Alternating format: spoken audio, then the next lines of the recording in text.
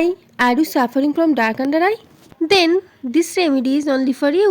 And now আমাদের প্রথম কাজ হলো এই কফি পাউডারটাকে এই রকম কিউকাম্বার জুসের মধ্যে ভালো করে মিক্স করে নেওয়া। তারপর এরকম টিস্যু নিয়ে নাও, সেটাকে দুটো ভাগে ভাগ করে নাও, আর তারপর চোখের মধ্যে আমি যেভাবে অ্যাপ্লাই করব সেইভাবেই অ্যাপ্লাই করে নিই। এবার বলি আমি ডার্ক আন্ডার আইয়ের জন্য কেন কিউকাম্বার আর কফি চুজ করেছি।